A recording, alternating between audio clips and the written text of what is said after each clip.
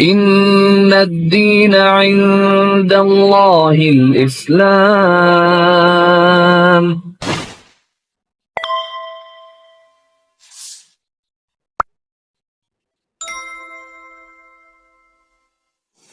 Jadi ketika di gereja itu saya merasa kok nggak menemukan apa ya, feeling bagus itu loh.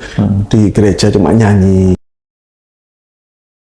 Nah, akhirnya saya izin ibu, ya ibu boleh silakan kalau kamu sudah mantap dengan pilihanmu. Ya, tapi ketika kamu bapak saya diusir dari rumah. Kemudian setelah menikah saya coba ngelamar di salah satu SD gitu ya. Dan gajinya kecil sekali, SD negeri, 45.000. Lah, mertua itu sempat iso nggak anak goreng karena per bulan 45.000 gitu ya. Nah, kakak yang mendekati, Leh, kalau kamu pengen masuk ke jadi tempat saya, kakak kebetulan kepala sekolah juga ya, guru, keluarga guru kita semua. Beliau ngajak saya lah, ayo pindah nang sekolahku, tapi syaratnya aku kembali nang Katolik. Nanti gaji ini pakai tetap langsung otomatis semuanya ditanggung. Assalamualaikum warahmatullahi wabarakatuh. Saya Adi Purwanto, asal dari Surabaya. Amanah saat ini di Pondok Pesantren Hidayatullah Surabaya sebagai kepala sekolah SD Lukman Hakim Surabaya. Kemudian di yayasan juga membantu di sekretaris Departemen Tarbiyah yayasan. Kemudian membantu juga di Departemen Pendidikan DPW Hidayatullah Jawa Timur. Kami berasal dari keluarga yang mungkin belum memahami terkait dengan agama. Ya.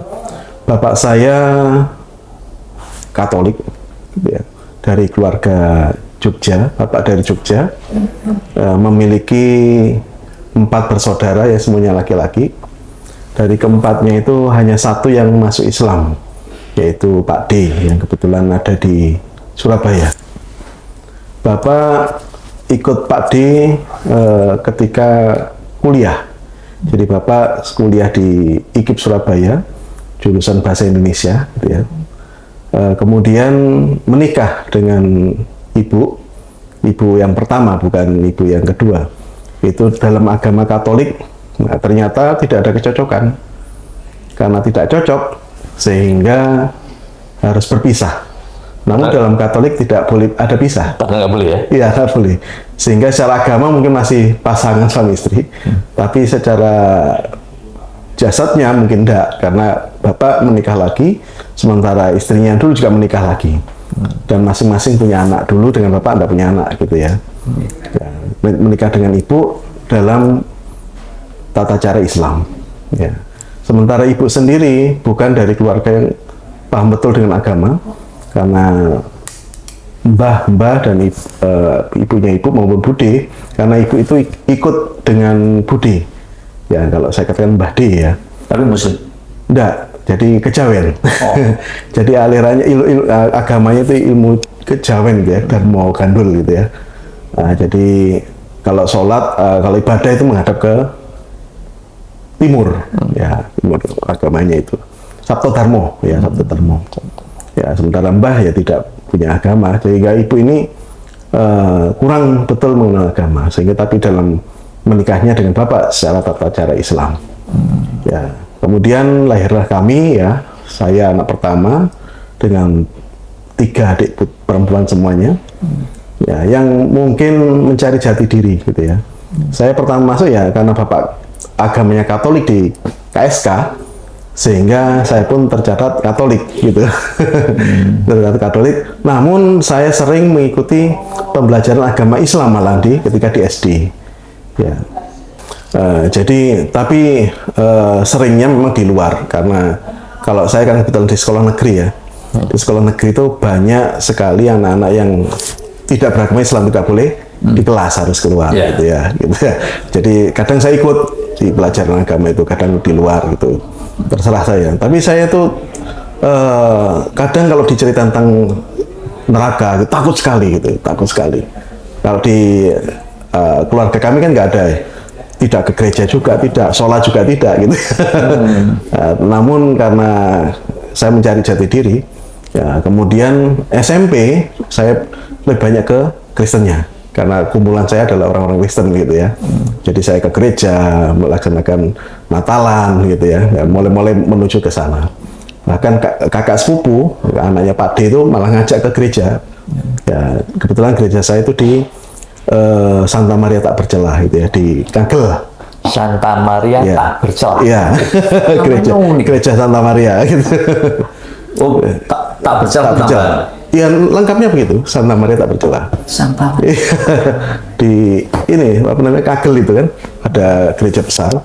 Itu dengan kakak sepupu itu soalnya ibadahnya di situ, gereja situ. Aktif ya. Aktif karena kakak sepupu itu sangat aktif sekali di gereja. Seminggu berapa kali? Seminggu sekali, setiap hari Ahad ya. Ahad sore biasanya, kalau nggak Sabtu sore, Ahad sore antara itu. Nah, sementara kakak itu sangat kuat, nah, bahkan sering sekali mengajari saya bagaimana masuk agama Katolik itu, memberi hal yang mengarah ke sana. Namun suatu ketika selain ibadah hari Ahad itu aktif di kegiatan-kegiatan lainnya? Enggak. Kalau saya enggak. Ini kalau kakak itu lebih banyak ya hanya hari Ahad itu aja ke gerejanya. Tapi kalau malam ya ibadah pribadinya itu pembacaan rosario itu di malam. Setiap jam 12 malam kakak itu bangun ditemani dengan lilin gitu ya. Itu doa rosario gitu ya sambil baca. Pak Adi juga ikut? Saya nggak ikut, hanya ikut didampingi aja. tidak ikut doa tapi mendampingi. Bahkan hafal beberapa lagu saat itu ya. Karena sering dinyanyikan oleh kakak. Nah, dalam perjalanannya saya juga dekat dengan Pak D yang Islam itu ya. Ya, jadi saya sering main ke rumah Pak D. Saya tertarik dengan puasa Ramadan. Ya. Saat itu saya, kenapa sih orang-orang Islam itu kok mau-maunya tidak makan seharian, tidak minum seharian, berpuasa selama 1 bulan penuh. Ya. Karena ketertarikan saya ingin puasa gitu. Saya ikut puasa selama sebulan itu, ya hanya ikut puasa Ramadan. Namun ketika ikut puasa itulah muncullah mimpi ya. Saya di mimpi beberapa kali yang sama, yaitu melewati sebuah jembatan. Titian yang kiri kanannya penuh api gitu ya. Nah, kemudian di ujung jembatan itu ada sebuah batu yang menyala. Ya, nah itu seakan-akan seperti real ya, bahkan bukan mimpi tapi itu memang mimpi kalau saya kata mimpi. Ya, kemudian di ujung itu ada batu yang menyala dan ada tulisan Arab gitu ya. Saat itu saya nggak ngerti itu tulisan apa gitu ya. Nah, ternyata saya tahu setelah itu ada ayat kursi itu. Ayat kursi itu. Nah, kemudian saya galau. Kebetulan saya punya teman gitu ya. Saya tanya, ikut saya. Diajaklah saya ke salah satu ustadz gitu ya. Untuk mencari tahu apa penyebab mimpi saya itu. Dan yang menarik itu, mbah dari ibu gitu ya. Ibunya ibu itu sering sekali waktu saya kecil itu diginikan, bapakmu itu Yesus, nek kowe kok Muhammad itu. Jadi saya SD itu gitu. Bapakmu itu Yesus, nah nek kowe itu Muhammad. Saya itu bertanya apa maksudnya mbah ini itu, karena mbah mungkin ya ini ya punya bau-bau dukun lah bahasa itu. Jadi punya ilmu gitu ya, itu yang kalau pengen apa sesuatu itu selalu melihat usaha itu. Oh, mbak saya dagang gitu ya. Kalau mau jualan itu lihat dulu, oh ini laku, baru berangkat. Kalau enggak ya enggak berangkat. Nah, itu di situ menyampaikan, kamu itu nanti Muhammad. Dan ternyata itu yang membuat ternyata ada perubahan. Ya, setelah saya mimpi tadi, nah, kemudian diajak ke salah satu ustadz di sebuah surau gitu ya. Namanya Ustadz Sulkan Rasidi. Beliau itu mantan lurah Manyasabrangan ya, yang setiap maghrib bimbing ngaji ya. Saya ketemukan, nah, kemudian diajak ngobrol akhirnya, segini aja, kamu syahadat dulu. Maksudnya apa? Syahadat atau disik, nah, nanti tak ajari ngaji. Nah, saya itu ngaji, tapi uniknya ngajinya nggak pakai alif bata itu, jadi ngajinya langsung Al-Fatihah. Jadi membaca Al-Quran Al-Fatihah itu seminggu saya belajar Al-Fatihah saja tanpa alif bata. Ya, tapi alhamdulillah sudah mulai lancar setelah itu. Kemudian diminta sama Pak Sulhan itu untuk menghatamkan di masih tampil. Jadi selama bulan Ramadan berikutnya saya masuk juz keempat kalau nggak salah. Silakan khatamkan kan biar lancar gitu ya. Nah, saya selama ngaji itu nggak ngomong bapak ibu. Belum tahu. Ya? Belum tahu. Jadi dipesani gini karena saya takut ya karena ini masalah ideologis gitu ya. Jadi saya nggak cerita. Dipesani oleh ustadznya itu, Abah Sulhan, saya manggilnya Abah itu. Kamu kalau masih takut, kesini aja pakai celana jeans nggak apa-apa, pokoknya celana biasa, pakai kaos khusus kamu ngajinya. Ngaji yang lain nggak boleh kecuali saya. Jadi saya kan atlet juga ya. Saya jadi satu SMA itu sudah jadi atlet. Jadi pulang dari latihan hoki gitu ya. Hoki. Saya kan atlet hoki saya SMP. Ya, pulang dari latihan hoki biasanya maghrib gitu ya. Langsung berangkat lagi. Tanya bapak ibu kadang kemana? Cari tunin. nggak cerita kalau ngaji, nggak mungkin cerita gitu. Ya, tapi suatu ketika Mbak, ya. Sebelum memberitahu ke pihak orang tua, ketika mimpi itu Pak Adi masih ke gereja? Iya, masih aktif? Masih ke gereja. Masih aktif. Jadi masih aktif gereja sama kakak ya, Kak, seperti itu. Ada semacam konflik gitu ya? Ah, betul sekali. Jadi ketika di gereja itu saya merasa kok nggak menemukan apa ya, feeling bagus gitu loh. Di gereja cuma nyanyi gitu ya. Bahkan saya kan ini ya diberi sakramen ya. Sakramen itu kan kue yang dari keju kemudian sama minum anggur gitu ya. Itu kan bagian dari ini sebelum ditutup biasanya begitu. Anggur beneran? Anggur beneran. Jadi yang ada alkoholnya? Di apa? Ada alkoholnya? Iya mungkin. Ya. Itu kan setiap orang Kristen kan begitu ya, Katolik ya. Katolik itu sakramen itu makan itu ditelan sama minum anggur sebagai perwujudan darah dan daging dari Yesus. Gitu. Gitu. Ya kemudian saya nggak nemukan. Tapi sementara setelah puasa itu panas badan saya. Wih, kok panas kenapa ya? Panas. Jadi ketika puasa Ramadan itu awal-awal ya, mau awal itu. Ya panas badan saya, kenapa ini? Setelah itu saya nemu Ustadz itu, alhamdulillah boleh bikin. Itu puasa yang pertama? Puasa yang pertama, sebelumnya ya. Belum pernah puasa? Belum pernah puasa. Di Katolik ada puasa juga? Puasa tapi kan ini ya, puasanya tuh nggak makan daging.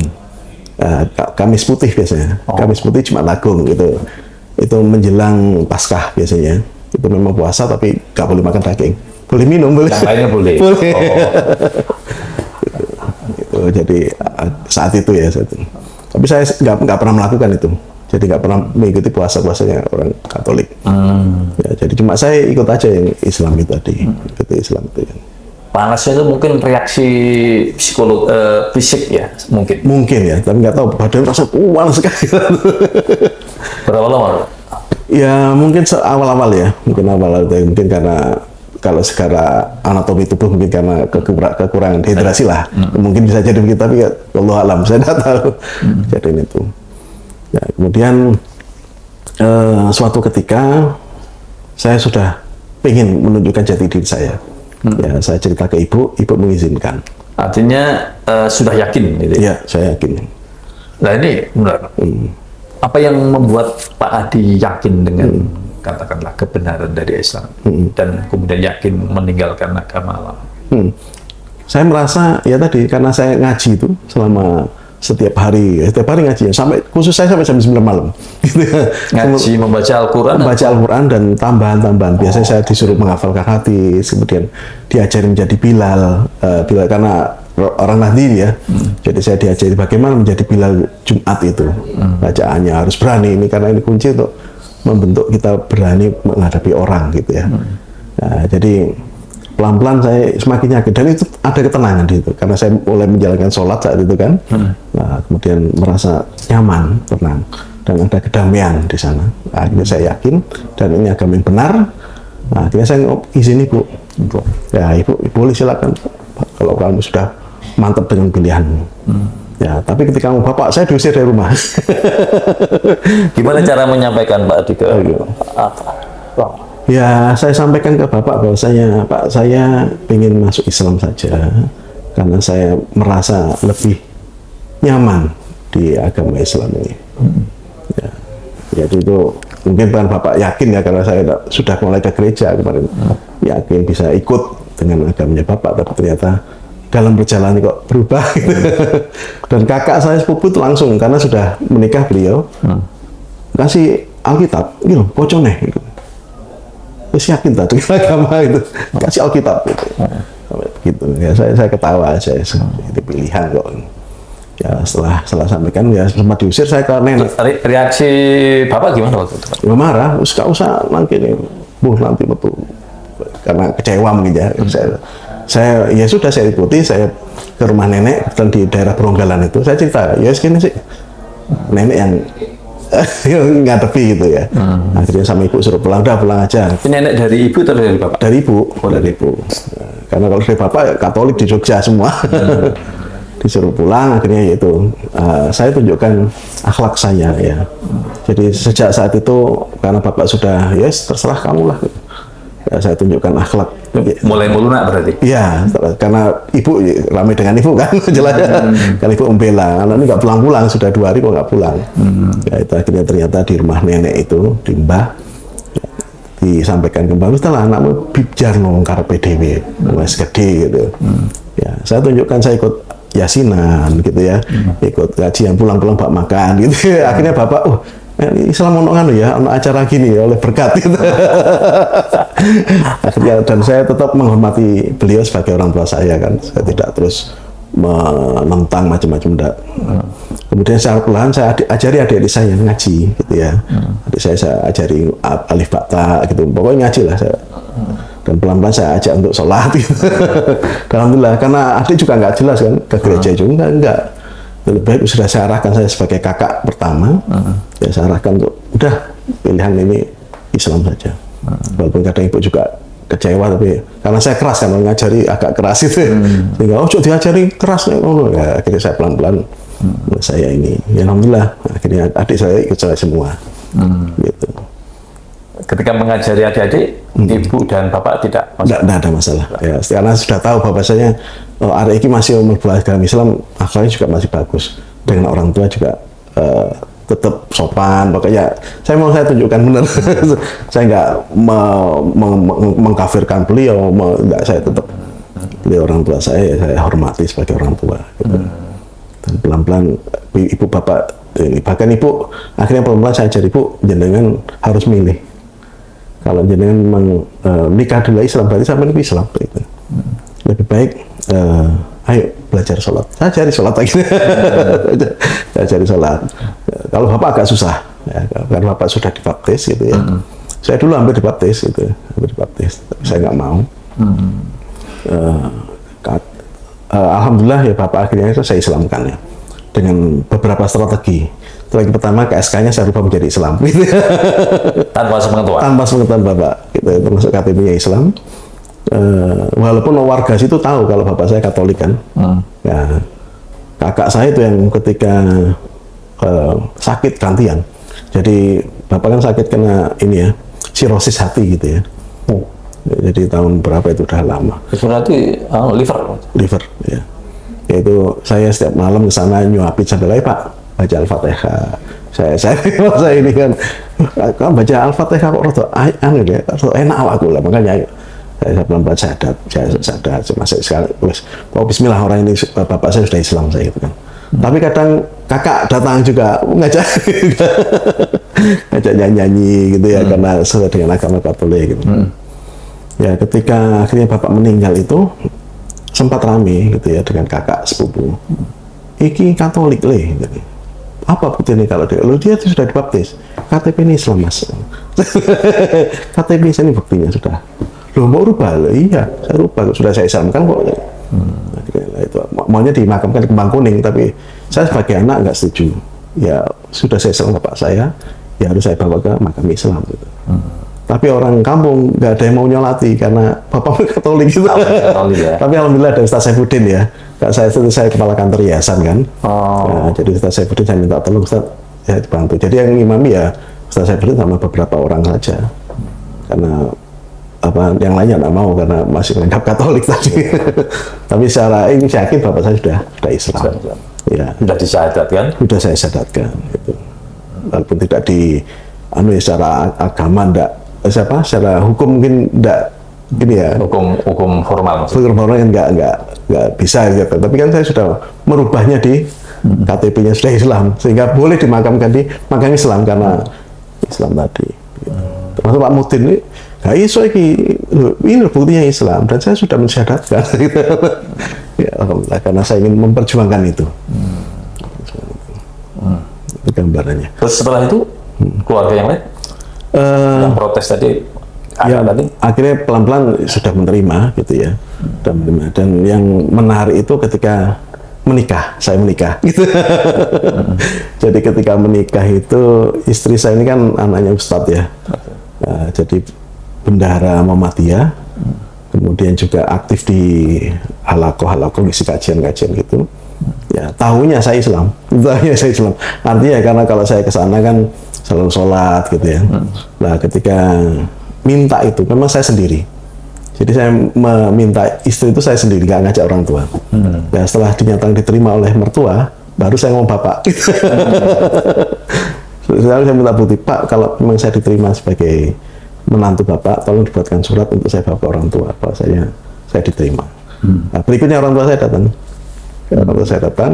Berarti bapak masih hidup ya? Masih hidup saat itu. Kakak sepupu juga diajak, kaget gitu ya. Loh, ternyata Katolik. Nah, ini anaknya gimana? Wah, anaknya Islam, sudah Islam itu dan ibadahnya bagus itu yang jawab bapak sama kakak sepupu. Tantangan terberat Pak Adi awal-awal menjadi Muslim.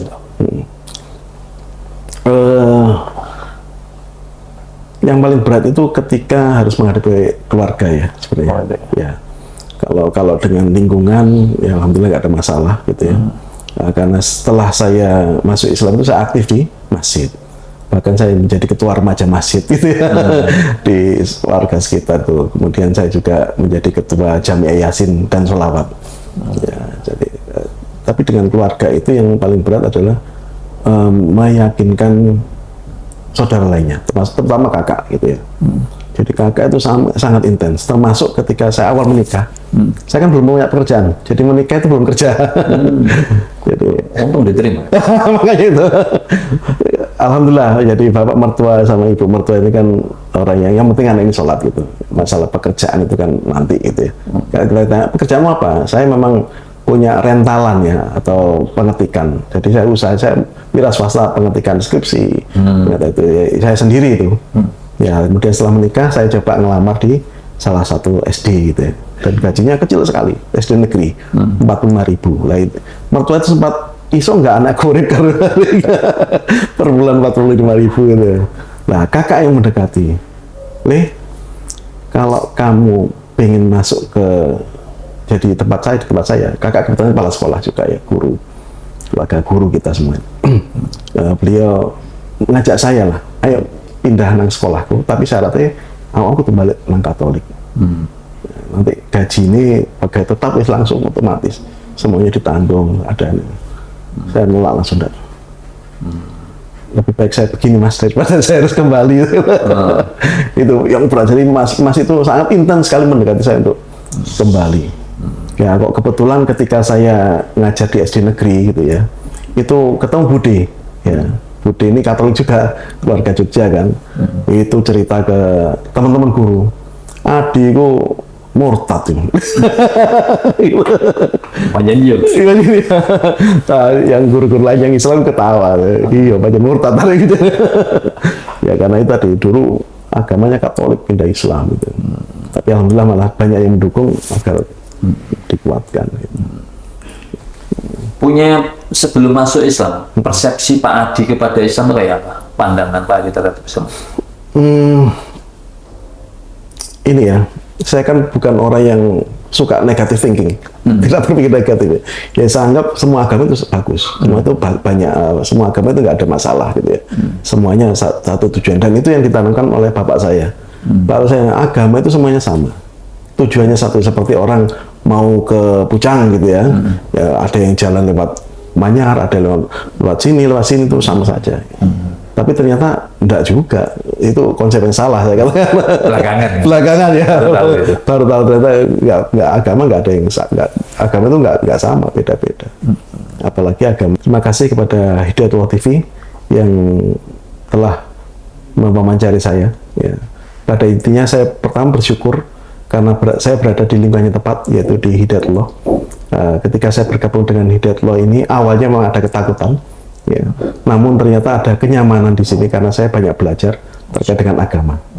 Kemudian yang kedua, untuk para saudara-saudara yang mu'alaf gitu ya, terutama yang baru, ini tantangan terberat adalah dari keluarga, bukan dari luar keluarga, tapi dari keluarga. Bagaimana kita bisa menyesuaikan, memahamkan, meyakinkan keluarga kita bahwa agama Islam itu benar, itu yang paling berat. Ya, ini butuh keteguhan, butuh istiqomah, dan yang paling adalah menunjukkan akhlak yang terbaik. Dan dengan akhlak terbaik inilah mereka akan menerima kita apa adanya. Mungkin itu dari saya, kurang lebihnya mohon maaf. Assalamualaikum warahmatullahi wabarakatuh.